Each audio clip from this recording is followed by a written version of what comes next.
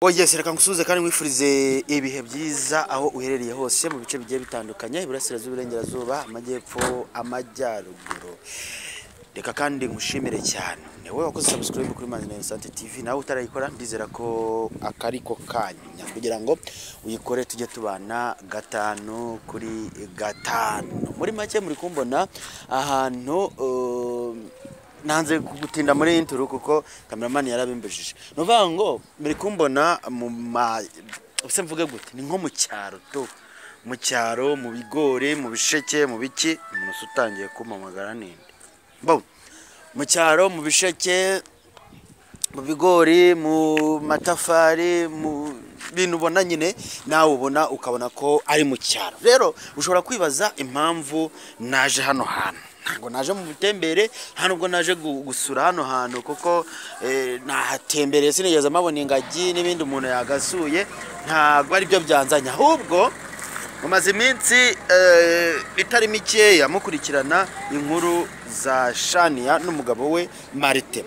Hari inkuru mwabonye ku kinyamakuru runaka Shania yakoze agaragaza cyangwa se avuga imibanire ye n'umugabo we kano kanya. Umugabo we muramuzi aba yagiye mu gihugu cya Kenya niho akorera ibiganiro bigiye bitandukanye. Afite channel akoreraho ibiganiro bigiye bitandukanye namwe murabikurikirana cyane gatanu kandi na Shania nawe asigara hano i Kigali. Donc yampamagaye ariko kumpamagara amaze iminsi amamagara. Murabizi twashyizeho nimero abantu bagira ikibazo runaka cyangwa se abantu bashaka kutugezaho inyunganizi ndetse n'igitekerezo mugomba guhamagara hanyuma nkabakira tukavugana nkabumva. Nukuvuga ngo we rero yarampamagaye icyo gihe yamamagaye arwaye aravuga ati ni mutabarize cyangwa se nze kureba uburyo amerewe.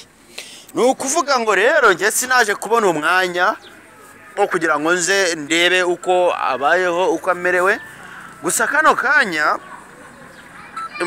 ejo hari hashize niba rejo niba rijyane bwo nagiye njya ahantu babaga ndamubura. Ndakomeza ndahiga ndamubura ndakomeza cyane ndamubura. Rero aka kanya twaje tuvugana ariko mu kuvugana yakomeje kutanyereka cyangwa se kutambwira uko bimeze. Rero ubu ngubu ngewe ngiye kumugwa gitumo kuko rabizi iyo wageze kuri YouTube cyangwa se uri umusitari abantu baba bakuzi. Rero nakomeje kubaririza aho aherereye aho yababa uko biri kose tugiye kujyana na cameraman tugende tumenye sabayeho ate yaje gukira yaje kumera gute se bimeze bite ko ibyo yamamagariye ntigeze magera ubu yaba ameze ati. Rero baje kumbwira bati cameraman aho batubwiye si muri zikaritse ngo tuzamutse nuvuga ngo tugiye kuzamuka tugende tubaririze komeza dushakishe turebe cameraman ambe hafi aje tugwe gitumo Shania tumenye ese abayeho ati. Cameraman batubwiye ko ari muri zikaritse niba ari byo cyangwa se mumanga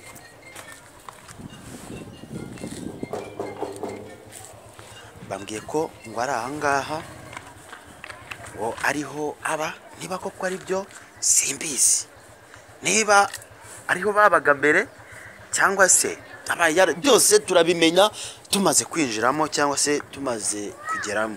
Sinzi ko batanyakira abana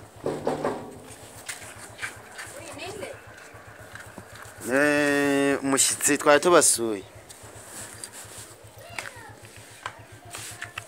Wow nizameze ute komba nasire na kamera na mikoro ni ikibazo se ntabwo ari ikibazo ni ikibazo gikomeye aho kubera iki tubireke se tubikureho cameraman byose ubifata ntabwo nshaka Shania meze ute ntabwo ushaka kamera mu nzu barera nukura nibereye amahoro mfite impamvu yatumye nje kuba hano ntabwo nshaka kamera mu nzu yawe ntabwo mbese wa kunsura ngo inunsure kamera se tuzikureho ese shani kubizi neza zimya ko kamera uze mu nzu unganiriza icyo ushaka kumva ese kubizi neza ko kamera arizo nta kamera nshaka mu nzu yawe giseriye kandi kamera ntabwo nyine kamera yikureho tumuganirize tubanze tumenye bimeze bite. Nujya gusura umuntu jya umuteguza umuhamagara mubwira ngo ndaza kugusura ibintu byo kuza wacometse amakamera hangu uje gusura umuntu no ntabwo mbikunda. Ariko twaravuganye ahubwo nje ndaguhiga ndakubura. Uzaza washyizeho kamera ubu se nimba ari byo natunganyije mu nzu yanjye nimba ntakora cye urajya ngo neza abantu nabo muturanye ari kuvuga ngo ntabwo biba byemewe. nta kamera nshaka mu nzu yanjye. Ese basi waduhaye iminota mikeya. Iyi nzu ni iyanjye ni iwanjye hano. Kamera wagiye hakuvuga ukamugaragaza cyangwa ariko aha ni iwanjye ntabwo uza kunyobora iwanjye twumvikane nta kamera nshaka mu nzu yanjye.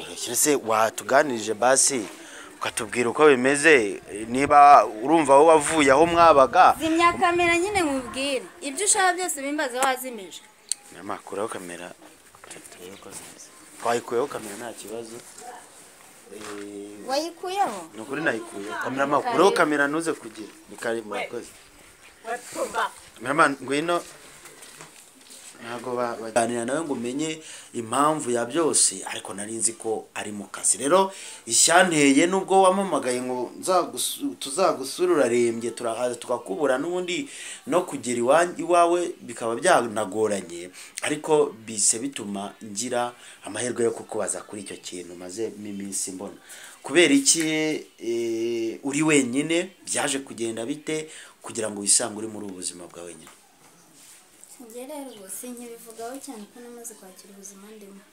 Sinshaka no gutekereza ku wagiye ko afite impamvu yagiye kandi yagiye abitekerejeho ntiyahubutse.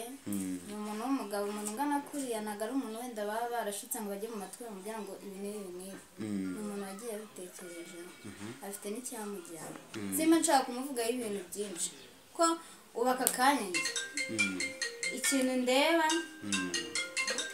Kamera telefone wayitabye yateza abantu neza ikintu ureba ikintu ndeba bakakanya ubuzima bwanjye n'ubw'abana banjye bwonyine. Uwambaza ku bana banjye namusubiza ariko kubyurira ntabwo wambaza kuri njye namusubiza aho kumbaza kuri uriya wagiye umuntu se tugiye kumara amezi ane tutari kumwe ubwo namuvuga yiki.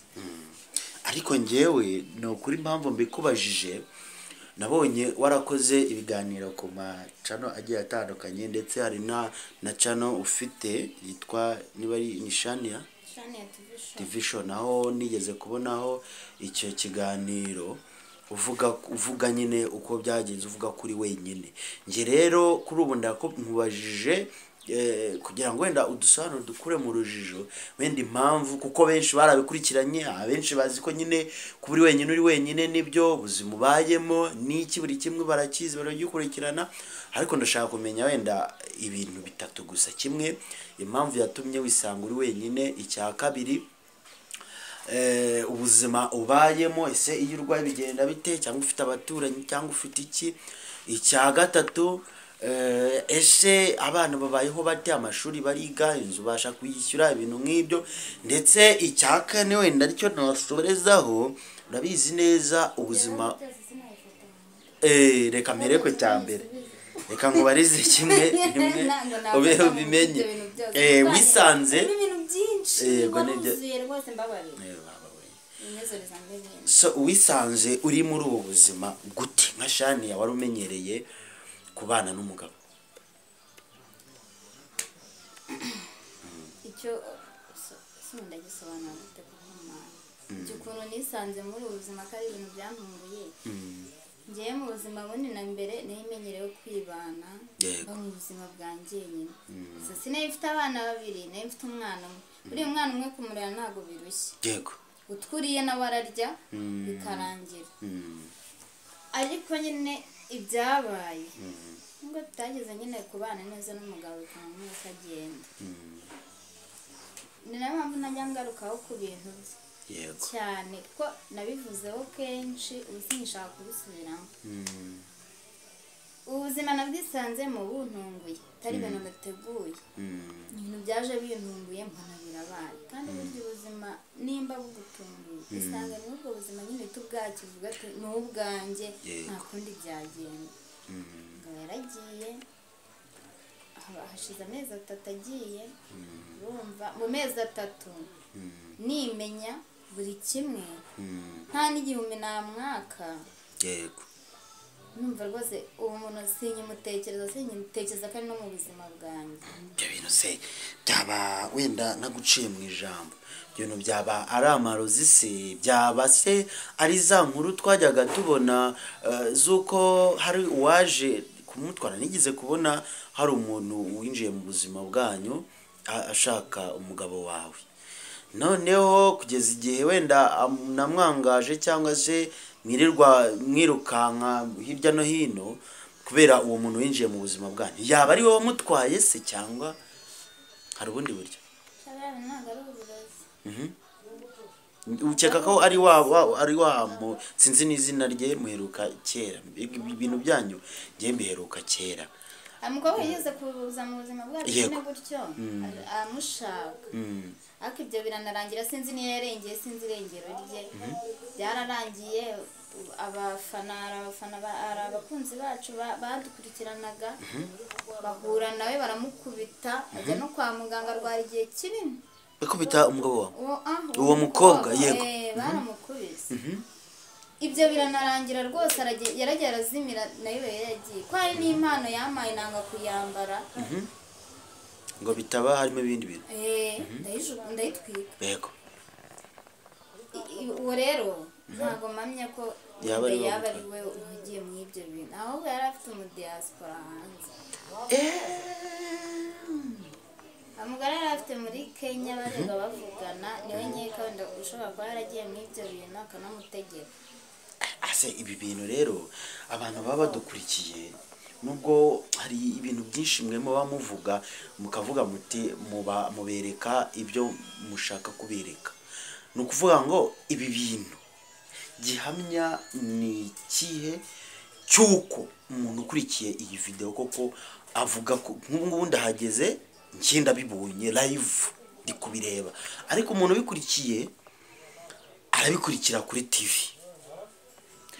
ngenda birebye uri wenyine, ni nkaho nta n'amaguru ufite nta n'amaboko, uri wenyine.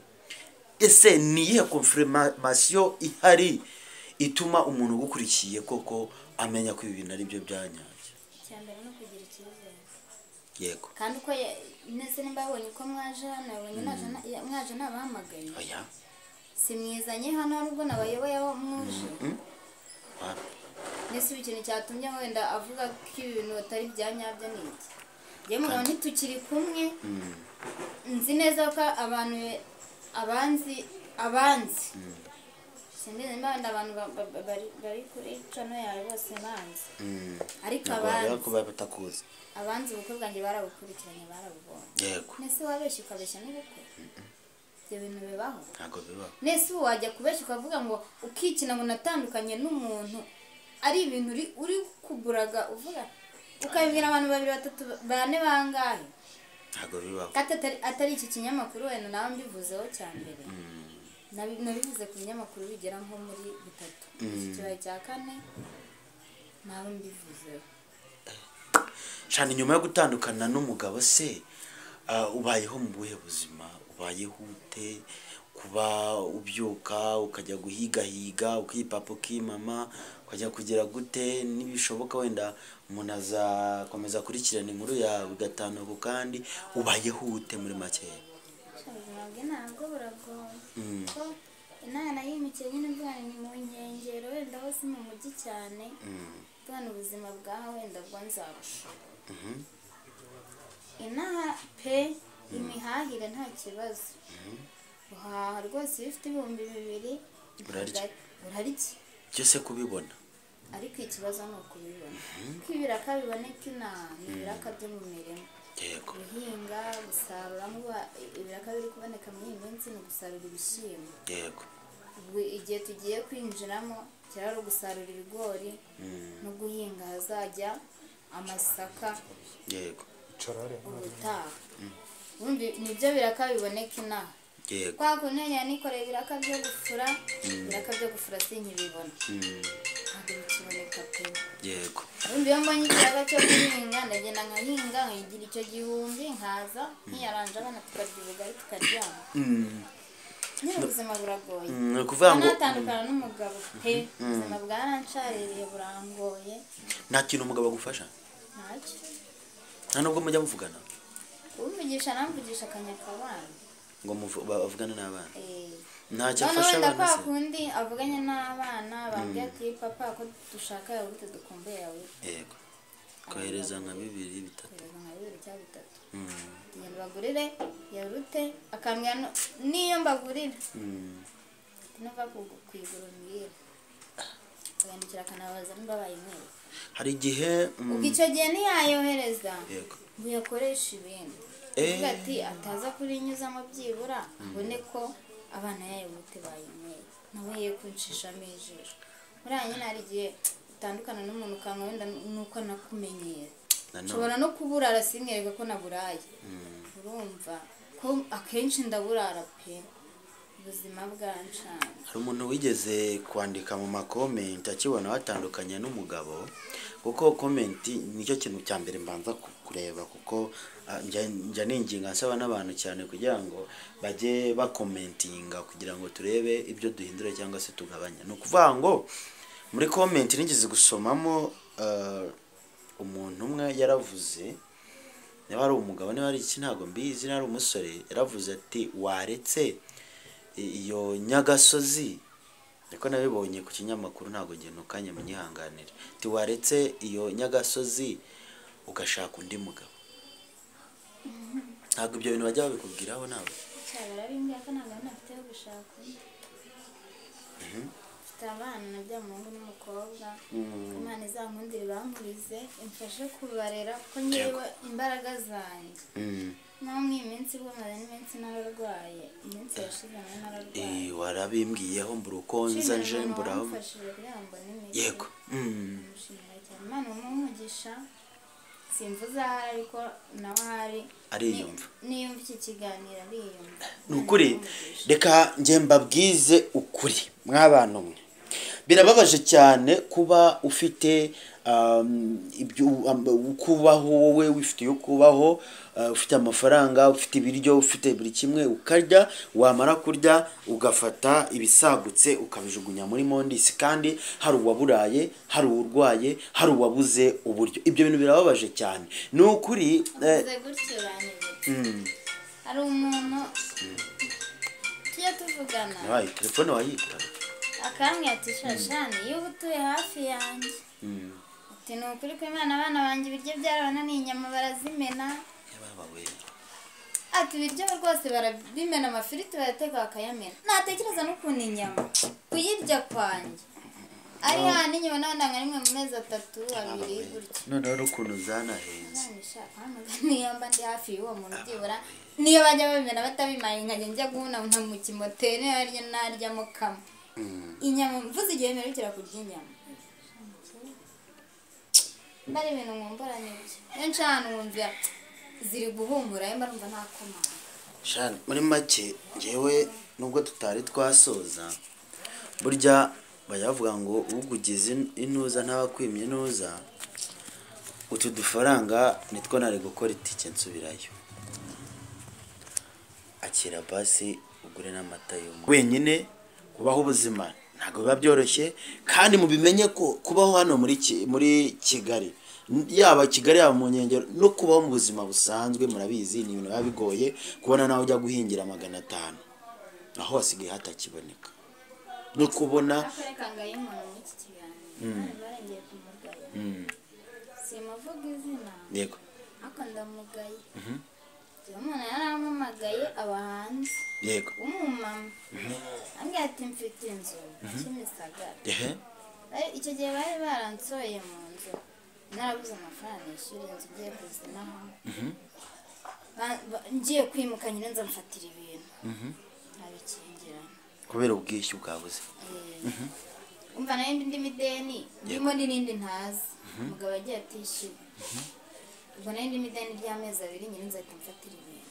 Uwo muntu arampamagara arambwira ati ihangane hari akazu umuntu yari yantije kavaga nabagamo kava nkiyengeka n'abana twarara ku ikarito amatara yanjye bari barayikingiranye ntayibona nyine ngo naho ndaza abana. Umumama arampamagara ambwira ati rero ndaje nkwishyurire amafaranga ugombora ibyo bintu babiguhe hanyuma ku itariki 7 z'ukangana ati nzaba nagezaho hanyuma guhereza inzu ubamo nubwo ari ntoya ariko uzayibemo. Ikintu cyambabaje yaraje agera mu Rwanda turanavugana ambwira ati nageze mu Rwanda akimara kugera mu Rwanda yahise amboroka. kubera iki? Ndamugaye ahari nawe nabona n'iki kiganiro nubwo yigaye iyo atanyizeza ibitangaza nkizera ko ngiye mu nzu byibura ntazongera gukodesha ko n'abana byibuze ubwo mbohotse ku kintu cyo kwishyura inzu ntabwo abana bazananira kubatonza nemera ngo rero n'icyo 1000 ako ntahangayikishijwe n'inzu. Bibiliya nta mu Rwanda yita mboroka. Bibiliya iravuga ngo guhiga umuhigo ntuhigure birutwa no kutawuhiga. Gusa naramubohoye mu mutima wanjye ubu ngubu gusa nanze nanone kumubohora burundu. Kwemera ikintu utagishoboye byo ni ububwa n'ubugwari. Ibyo mbikubwire. Niba uzi neza ko ushoboye ikintu, niba nkwemereye 1000 nuko nyifite nshoboye kukiguha, ngomba kukiguha ako kanya kuko nyikwemereye. Niba nkwemereye angahe ndayaguha ko niyo nshoboye niyo mfite. Ariko kwemera ikintu ntugikore ibyo ni ubugwari kandi bukomeye, ni n'ububwa. So rero wa muntu wa mugani aho uri hose ubyumve we yicare yigaye nawe usubize ubwenge inyuma witekerezeho. Kwemera ikintu utagishoboye ni ububwa n'ubugwari kandi ikindi kwigumirwa ntuhigure gutwa no kutawiga. Hanyuma kano kanya ni ikihe kintu wenda dusoza uraza kuvuga nimero zawe zose bakubonaho baguhamagare baguhumurize bagusengere bagufashe mu buryo bugiye butandukanye. Ni ikihe kintu wakwisabira abantu badukurikiye? Ikintu nakwisabira abantu badukurikiye no kumba hafi. Yego. Ibendimo mundi njyenyine n'abantu nimukiye nta nshuti ndagira urwenyine no muri quartier nta muturanye ndagira navana ibyiburi umuntu musigira umwana ndizeye kandi sigaranira umwana ako basi yo mumvugishije mukamumuniza ko nashane yaturabikunda gira gutya. Yego. Biramfasha icyo gihe mukimaye sinacyane icyambere no kuguhumuriza no kugusengera. Icyambere ni ukumumereza ukangashana turi kumwe nubwo merere ariko ndagukunda. Ikindi ntawanga ijana murindi aje kuko nibyo wavuze ko ufite ikibazo cy'umwana utarishyura minerivare ye utarishyurwa ni school fees ku bantu batazi igifaransa. So ni ikibazo gikomeye n'inzu nabyo niba byoroshye urumva rero bakube hafi.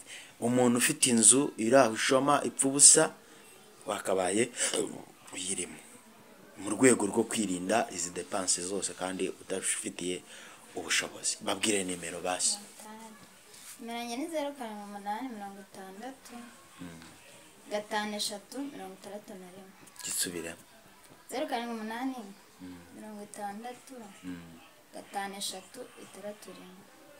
ngira ngo mwabyumvise mwabantu mwe mugire urwibutso hakiri kare icyo abantu bazabibukiraho igihe biba bitagishobotse. Ruvuga ngo uyu munsi ndi kumwe na Shania mwabibonye ntibiba byoroshye ariko iki kiganiro ntikirangirire hano ntukirebe ngo birangirire aho ngaho ugire nawe icyo ukora aho uri hose bikuzengereze mpaka ugize icyo ukora kuri uyu muryango ko ntago biba byoroshye nawe uko bibona. Ikindi nanjye nsoza muri make njya mbabwira nti aho muherereye hose mwatwandikira cyangwa mukaduhamagara kuri nimero nkunda kubabwira 0792287256 hanyuma nkaza nkafata izo nkuru cyangwa se mukampamagara nanjye mukamenya inyunganizi mukambwira ati bino ntibyagenze neza ubutaha uzabihindure ubigenze gutyo. Izo nimero ntago mba nzibahaye kugira ngo muhamagare mutukane cyangwa se muvuge ibindi mwishakiye. Kimwe na Shani nimero abahaye ntago ari nimero yo gukinisha, nimero icyo yibahereye yakibabwiye. Ikindi Shani yandizera ko ubutaha wenda bitazongera kugorana nubwo mwabona ko byagoranye ariko ubutaha wenda nituza uzatwakira. Nubwo udakunda kamera. Yego. Murakoze cyane. Ende mukore subscribe, like, share na comment. Tujye tubana gatano ko kandi mutwandikire mutubwire muti hano bimeze gutya ahandi naho bimeze gutya kandi mu liking mu sharing mu na subscribing mwabantu mwe tugire ibihumbi 30 40 50 mpaka 100 tujye tubana gatano ko kandi ndabakunda.